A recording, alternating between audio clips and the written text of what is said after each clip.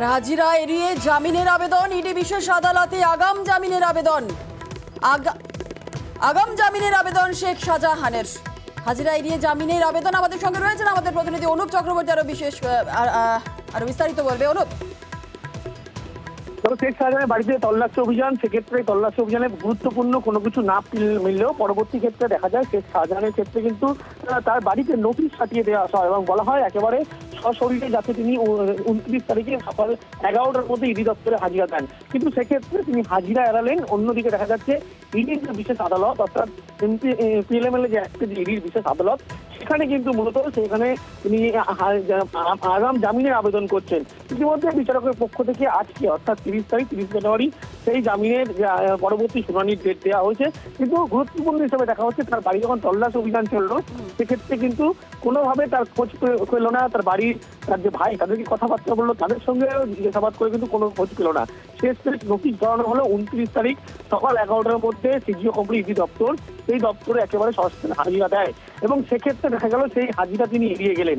অর্থাৎ কি করলেন, সেক্ষেত্রে দেখা গেল জামিনের আবেদন করলেন যে ইডির বিশেষ আদালত সেখানেই। বিচারকের পক্ষ থেকে বলা হয়েছে যে আগামী অর্থাৎ 30 তারিখ আজকেই কিন্তু সেই জামিনের পরবর্তী শুনানি। কিন্তু আজকেই যেটা জানতে পারা যাচ্ছে তিনি না এসে আইনজীবী মারফত কিন্তু একেবারে সেই জামিনের আবেদন যেহেতু করেছিলেন সেই শুনানিতে উপস্থিত থাকবেন। এবং গুরুত্বপূর্ণ হিসাবে ইডির পক্ষ থেকে কিন্তু আজকে সেই যেহেতু বিশেষ আদালত ইডি, সেখানে কিন্তু ইডি আধিকারিকরা যাওয়ার কথা আছে, কারণ এই মামলায় কিন্তু শুনানি শেখ শাহজাহানের খোঁজ পাচ্ছিল না কোনোভাবে ইডি। সেই কারণে গুরুত্বপূর্ণভাবে কিন্তু ইডি আধিকারিক তারাও কিন্তু সকাল 11টার পরে ইডি আধিকারিকরা মূলত শেখ শাহজাহানের আইনজীবী যেহেতু জামিনে আবেদন করেছে আর শুনানি, সেই কারণে ইডি আধিকারিক সেই শুনানিতে উপস্থিত থাকবেন বলে এমনটাই ইডি সূত্রে খবর। শুনলাম। ধন্যবাদ অনুপ। শাহজাহান নিয়ে এবার মুখ খুললেন অভিষেক বন্দ্যোপাধ্যায়। যা ঘটেছে তা ঠিক হয়নি, আর এই ঘটনা সমর্থনযোগ্য নয়। ইডি কেন পুলিশকে জানিয়ে যায়নি, প্রশ্ন তৃণমূলের সর্বভারতীয় সাধারণ সম্পাদকের। আপনি যদি লোকাল পুলিশের অ্যাসিস্ট্যান্স না চান, তাহলে একটা কনফ্রন্টেশনের জায়গা তৈরি হতে পারে, তখন কিন্তু আপনি লোকাল পুলিশকে দায় করতে পারেন না যে পুলিশ জানে, পুলিশ জানতো। আমি ধরে নিলাম পিছন পিছন সংবাদ মাধ্যম ক্যামেরা নিয়ে পৌঁছে যাচ্ছে সন্দেশখালী, তার মানে কি?